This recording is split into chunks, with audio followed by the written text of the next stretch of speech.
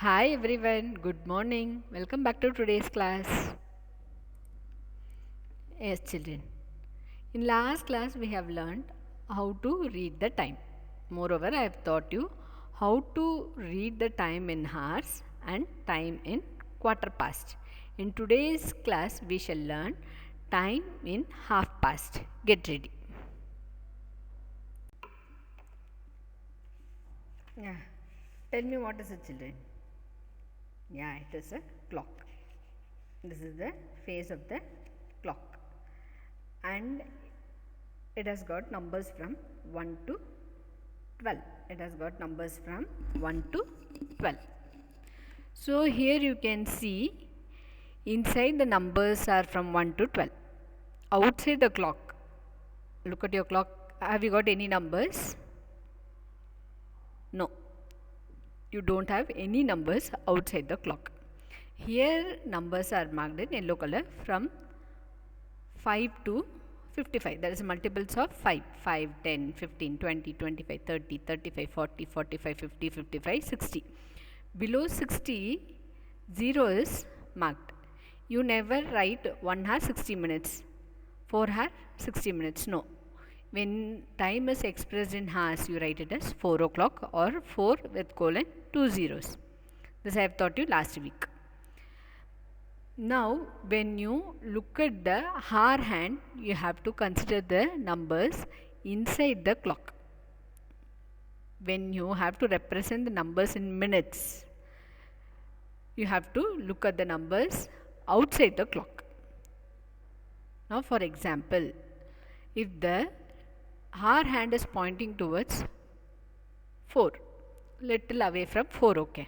If the hour hand is little away from 4, it has passed 4, right? So what is the time? Yeah, it is 4. In hours, when you express, it is in 4.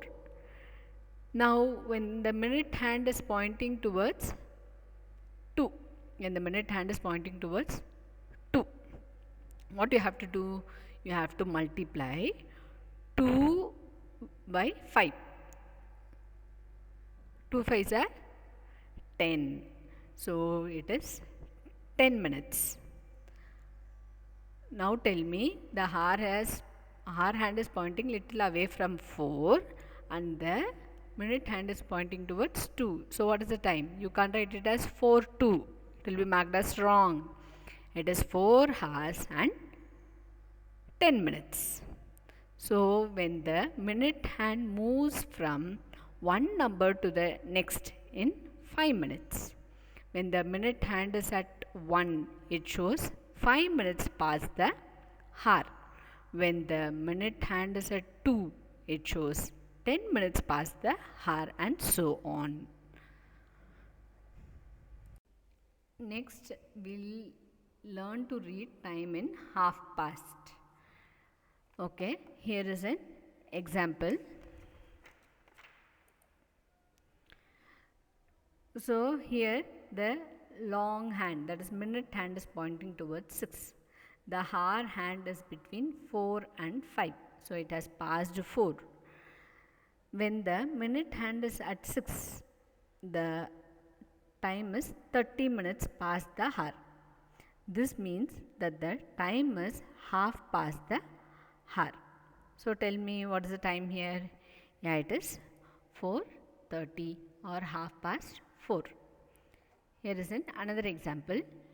Okay, hand is between 8 and 9. The hour hand is between 8 and 9. So it has passed 8. So in hours it is 8. What about the minutes now? So it is pointing towards 6.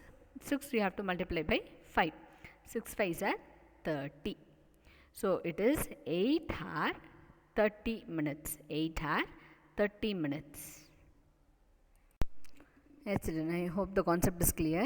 Now take out your maths classwork, mark down today's date and write heading as time in half past. Time in half past. So the first sum. Yes, tell me, where is the hour hand pointing? Yeah, it is between 5 and 6. So it has passed 5. So it is 5 hours. Next we will move to minutes. The minute hand is pointing towards 6. Yes? Yeah, it is pointing towards 6. So you have to find out the minutes. So what you have to do? The number 6 you have to multiply by 5. 6 5s are 30. So it is 30 minutes. So when you put together you get 5:30. That is 5 hours 30 minutes. Next sum. S.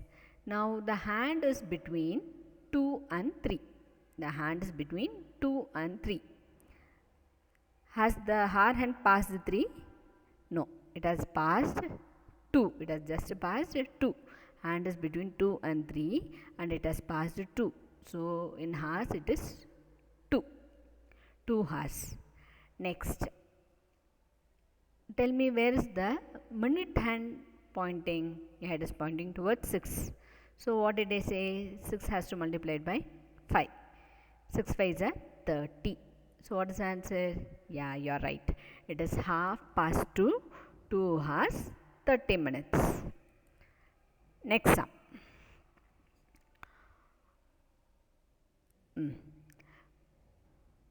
The hour hand is pointing towards which number?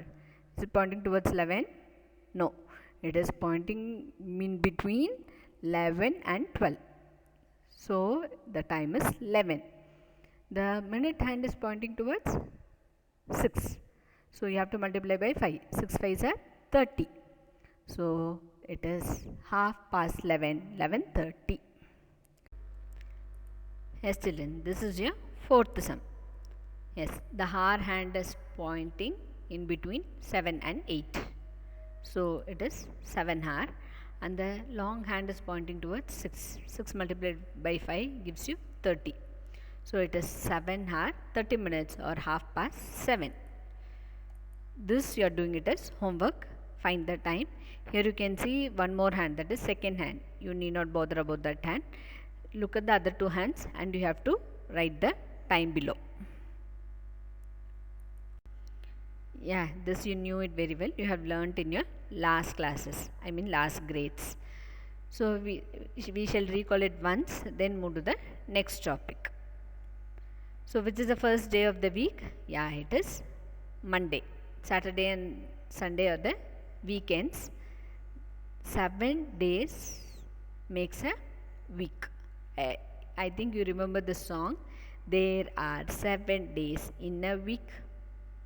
Yeah, recall children. Sing along with me. There are 7 days in a week.